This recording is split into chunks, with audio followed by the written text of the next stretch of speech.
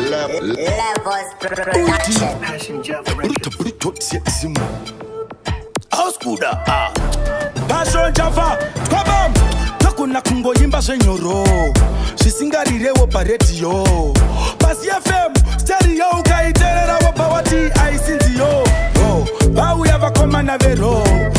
vauya vakomana vero vauya vakomana vero takona kungoyimba zvisina musoro vauya vakomana vero vauya vakomana vero vauya vakomana vero takona kungoyimba zvisina musoro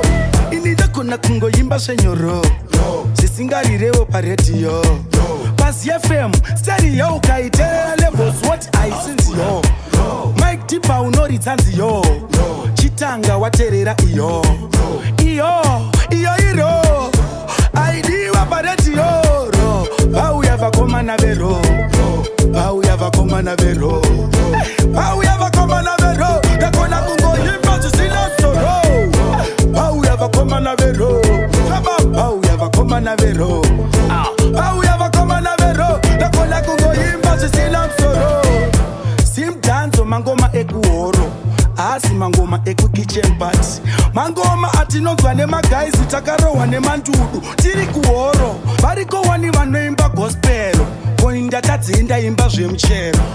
tokutsotonya tokubuda mahombo tirimo imomo muro vauya vakomana vero vauya vakomana vero vauya vakomana vero tokona kungoyimba zvisina musoro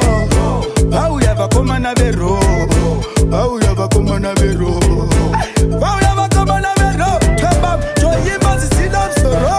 ini ndakona kungoyimba zvenyoro zvisingarirewo paredio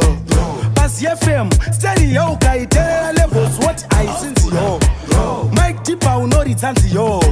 chitanga waterera iyo iro aidiwa paredio vauya vakomana vero vauya vakomana vero